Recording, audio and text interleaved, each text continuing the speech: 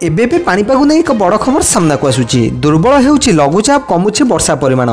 सूचना मुताबक बंगोपसागर में सृष्टि होता गभीर अवपातटी दुर्बल हो सुदृश लघुचाप परिणत होती।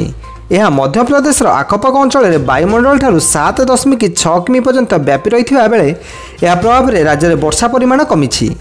आगामी 24 घंटे अल्प किसी स्थान में वर्षा हो पारे, गोटे दुईटी स्थान में बिजुली घड़घड़ी सह वर्षा हो पारे।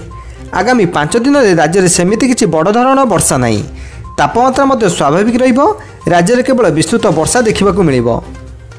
राज्य में जून 1 रु अगस्त 4 मध्य 631.1 मिमी वर्षा होती, जहाँकि स्वाभाविक वर्षा ठारू 5% अधिक। बौद्ध जिले में सर्वाधिक 907.3 मिमी वर्षा रेकर्ड होता बेले पश्चिम ओडिशा रे स्वाभाविक ठारू अधिक वर्षा रेकर्ड होती। आगामी 3 रु 4 दिन पर कौन जिले में सतर्क सूचना जारी कर आंचलिक पाणीपाग पक्षर सूचना दी जाइए। आपण अंचल किपरि पाणीपाग रही से नहीं कमेंट करी आमको जणातु। एभली पाणीपागर सूचना पाई चैनल को लाइक करने सहित सांग मानकु बहु मात्रा शेयर करंतु एवं पाखरे थिबा सब्सक्राइब बटन को सब्सक्राइब करी ऑल बेल आइकन उपर दबाई दियंतु, जहाँ फल मु छाड़ुवा प्रति वीडियो नोटिफिकेशन आपण माने पाई परिबे।